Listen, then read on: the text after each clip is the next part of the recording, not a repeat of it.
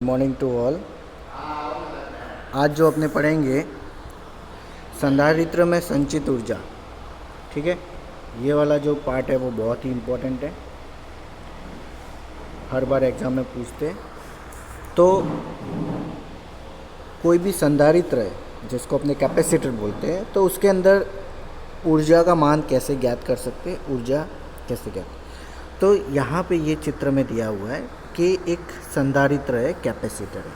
अपने को पता है कि कैपेसिटर को ऐसे पैरेलल प्लेट से डिनोट करते हैं। अब इस कैपेसिटर को मैंने यहाँ से बैटरी से कनेक्ट किया, धन आयन और ऋण आयन, बराबर। अब ये धन आयन प्लस है, तो इसके ऊपर यहाँ पे जो चार्ज होंगे, आवेश होंगे, वो प्लस होंगे। यहाँ पे माइनस है, इसलिए यहाँ पे आवेश जो होंगे वो माइनस होंगे। ठीक है, तो अपने मान लेते कि यहाँ पे जो आवेश है वो Q डैश है प्लस में, और यहाँ पे जो आवेश है वो माइनस Q डैश मान लेते हैं। अब अपने को ज्ञात करना है कि इन दोनों प्लेट के बीच में विभवांतर जो V है उसका मान कितना होगा।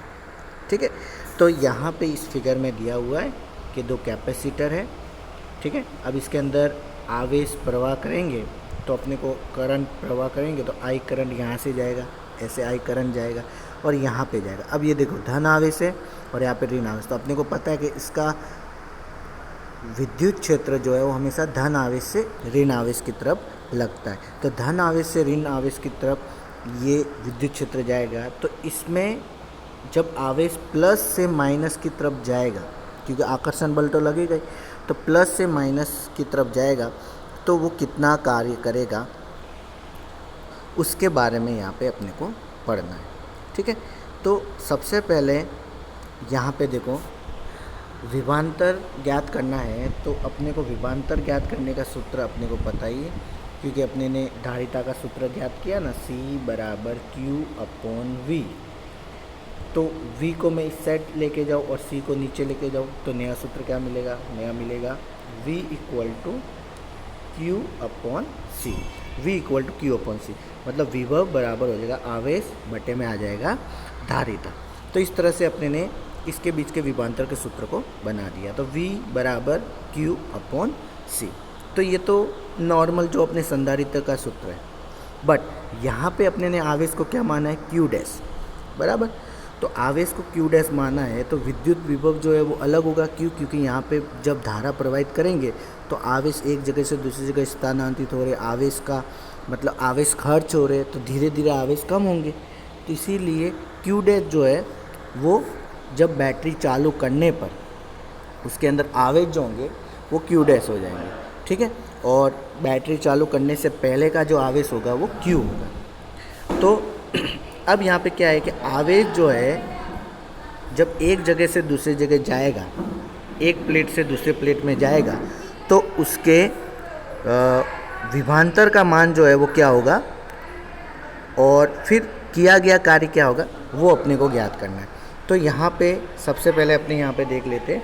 तो देखो सबसे पहले जब कोई भी आवेश है जिसको dq मान लिया, जब स्थानांतरित होगा तो किया गया कार्य, तो विभवांतर गुणे में आवेश। ठीक है, तो किया गया कार्य तो dw बराबर विभवांतर हो जाएगा v डैश, क्योंकि अपने ने विभवांतर v डैश, और आवेश जो है एक छोटा सा आवेश जिसको dq से डिनोट किए। अब इसको क्या करेंगे, v डैश का मान यहाँ पे रख देंगे, तो dw बराबर v डैश हो जाएगा q डैश बटे में c, और यहाँ पे आ जाएगा dq। फिर इसका क्या करेंगे, संपूर्ण समाकलन करेंगे कि कुल किया गया कार्य, तो कुल किया गया कार्य तो इसको समाकलन करेंगे dw, तो किसके बराबर हो जाएगा, w के बराबर। ठीक है, तो यहाँ पे यही बात यहाँ पे की है।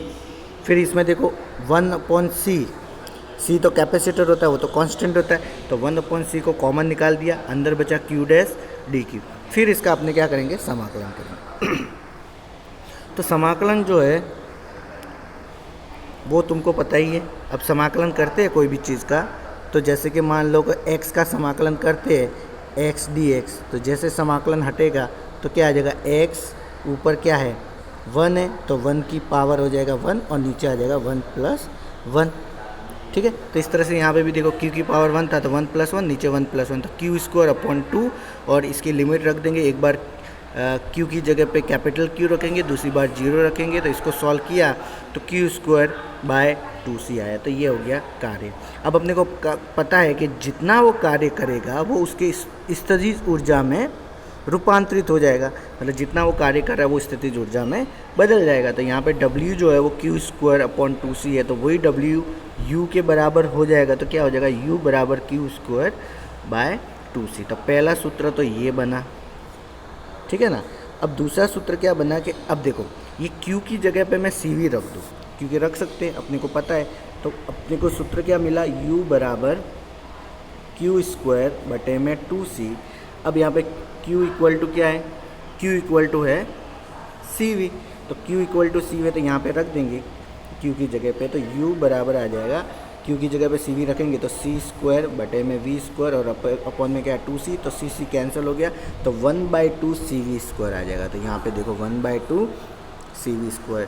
तो इस तरह से दूसरा सूत्र अपने को मिला, ठीक है।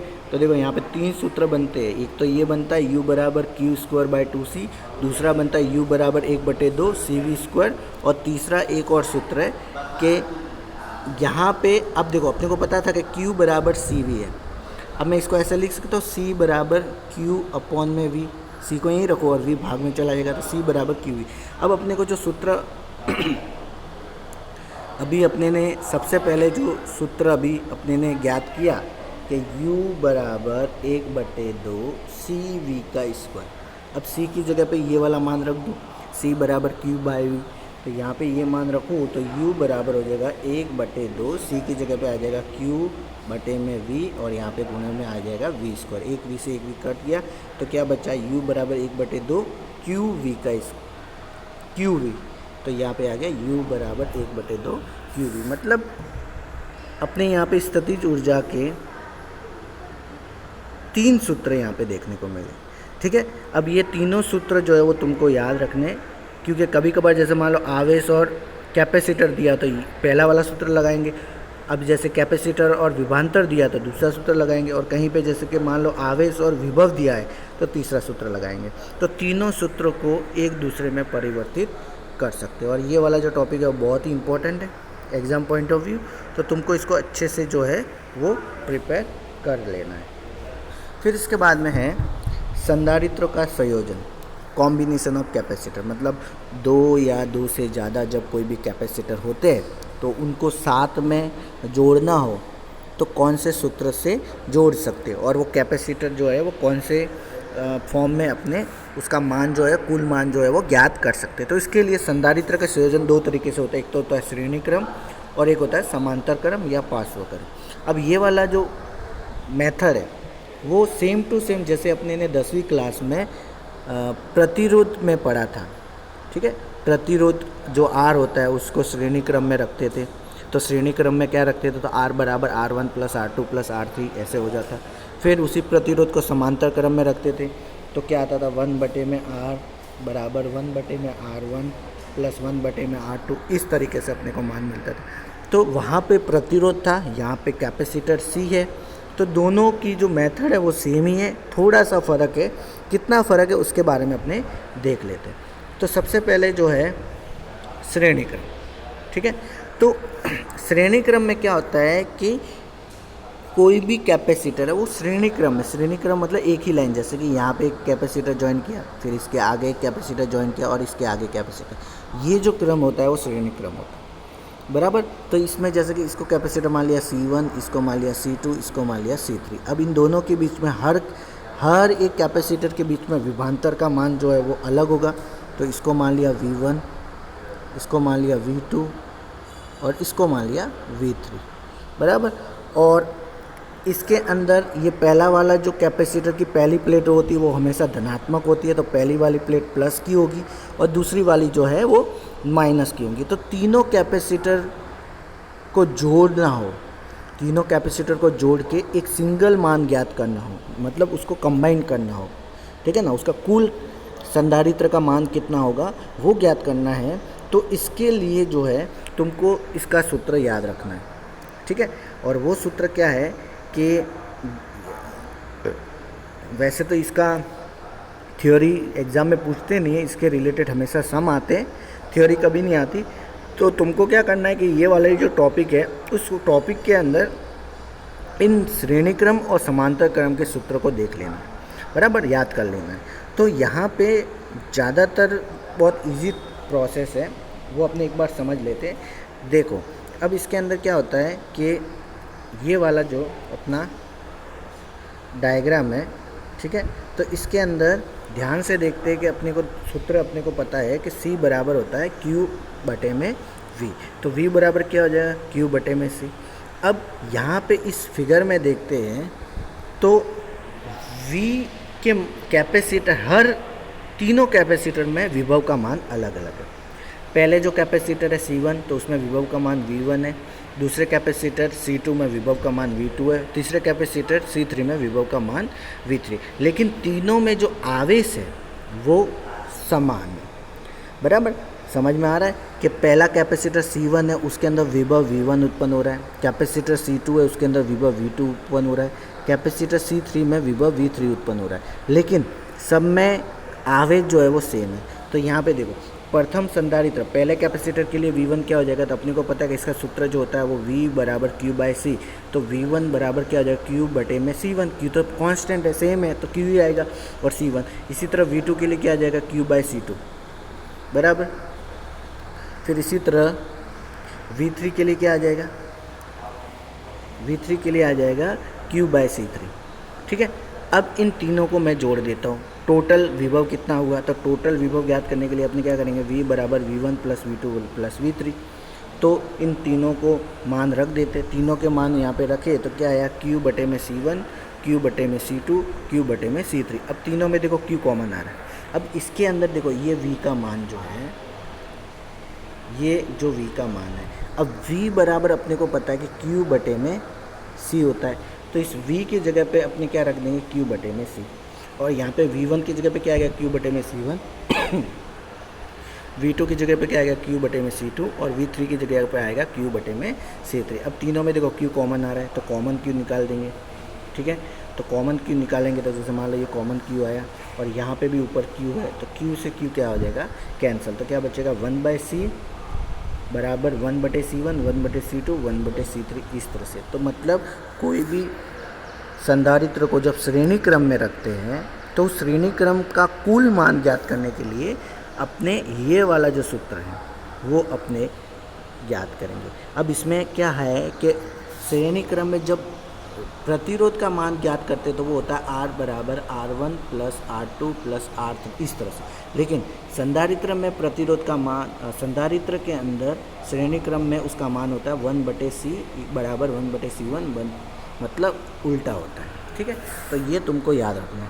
इसी तरह इसके कुछ जो पॉइंट है कि यहाँ पे संधारित्र को जब जोड़ते हैं, ठीक है ना, जब श्रेणी क्रम में है और संधारित्र को जोड़ते तो उसका मान जो है वो कम हो जाता है, ठीक है ना। क्यों, क्योंकि देखो ये सब अपॉन में आ रहे हैं, व्युत्क्रम में आ रहे हैं, तो जितना ज़्यादा व्युत्क्रम में होंगे उतना ही उसको जोड़ेंगे तो मान जो है वो कम मिलेगा, ठीक है। तो इसमें क्या लिखा है, तुल्य धारिता जुड़े हुए संधारित्र में सबसे कम धारिता से भी छोटी होती है। मतलब ये जो कुल धारिता होती है वो सबको जोड़ने पर उससे कम मान मिलता है, बराबर। तो इसके बाद में है समांतर क्रम, ठीक है। ये टॉपिक जो है थ्योरी ज़्यादातर नहीं आती है, सम ही आते हैं। तो यहाँ पे उस प्रोसेस को अपने समझते हैं। अब इसमें देखो संधारित्र को क्या, कौन से क्रम में रखना है, समांतर क्रम। तो समांतर क्रम में कैसा होता है कि एक कैपेसिटर, दूसरा कैपेसिटर और तीसरा कैपेसिटर, इन तीनों को समांतर क्रम में जोड़ दिया ऐसे, और फिर उसके मान ज्ञात करने। तो इन समांतर क्रम में जोड़ने पर इसको मैंने मान लिया C1, इसको मैंने मान लिया C2, इसको मैंने मान लिया C3। अब इन तीनों का जो विभव होता है वो अपने ने कॉमन ले लिया, तीनों का विभव कॉमन। और इसके अंदर जो आवेश होता है वो तीनों के अलग होता है। इसका आवेश होता है Q1, इसका आवेश होता है Q2, इसका आवेश होता है Q3। तो समांतर क्रम में क्या होता है कि कैपेसिटर C1 में आवेश जो होता है वो अलग होता है Q1, कैपेसिटर C2 में आवेश होता है Q2 और कैपेसिटर C3 में आवेश होता है Q3, बट तीनों का विभव जो होता है वो कांस्टेंट होता है। अब यहाँ पे देखो, समांतर क्रम और श्रेणी क्रम में यही याद रखने का है कि श्रेणी क्रम में क्या था कि विभव तीनों के अलग अलग थे, V1 V2 V3, और आवेश जो था वो कांस्टेंट था। लेकिन यहाँ पे इसका उल्टा, यहाँ पे क्या है, आवेश तीनों के अलग अलग है लेकिन विभव जो है वो क्या है, सबका कांस्टेंट। तो बस इस तरीके से इनके मान जो है अपने रख देंगे। तो इसके मान अपने यहाँ पे रखेंगे। तो अब की बार देखो, तीनों संधारित्र में आवेश अब की बार अलग अलग है। तो आवेश अलग है, तो पहला आवेश जो है Q1, तो इसका मान क्या हो जाएगा, CV। अब संधारित्र पहला है तो इसलिए C1 आ गया और V तो कांस्टेंट है। इसी तरह Q2 क्या हो जाएगा, C2V हो जाएगा, और Q3 जो है वो क्या हो जाएगा, C3V। देखो अब तीनों को जोड़ दो, Q1 Q2 Q3, और Q का मान तो अपने को पता ही CV होगा, तो Q की जगह पे रख दो CV, Q की जगह पे रख दो CV, और Q1 की जगह पे रख दो C1V, Q2 की जगह रख दो C2V, और Q3 के जगह पे रख दो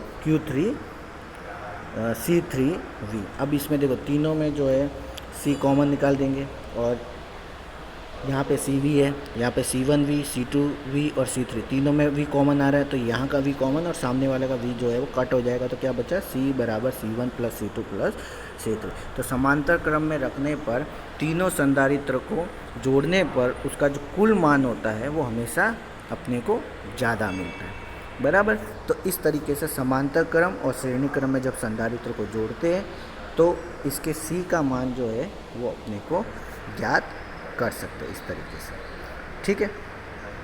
तो इसी के साथ ये जो दूसरा चैप्टर है इसकी जितनी भी थ्योरी है वो यहाँ पे ख़त्म हो रही है, ठीक है। और इन सब के जो थ्योरी है वो तुमको अच्छे से समझ लेना है, नोटबुक में लिखना है, याद करना है, और जितनी भी इम्पोर्टेंट थ्योरी थी वो मैंने सब करवा दी है। और इसके अंदर से ज़्यादातर सम आते हैं, सवाल आते हैं, इसलिए तुमको सवाल पे ज़्यादा ध्यान देना है, थ्योरी पे भी ध्यान देना है, ठीक है। और फिर इसके बाद में तुमको इसको अच्छे से याद कर लेना है, ठीक है। और जितने भी सवाल की जो सॉल्यूशन है वो मैं PDF तुमको सेंड कर रहा हूँ ग्रुप में, तो PDF के अंदर से सवाल, हर सवाल को अच्छे से देख लेना है और उसको समझ लेना है, ठीक है। तो जिससे क्या होगा कि कोई भी तरीके का सवाल आएगा तो तुम इजीली कर सकते हो। सवाल जो है वो इसके सिंपल ही है, ज़्यादा हार्ड नहीं है, लेकिन तुमको खाली समझना है कि कौन सी मेथड से जो है वो तुम इसको समझ सकते हो।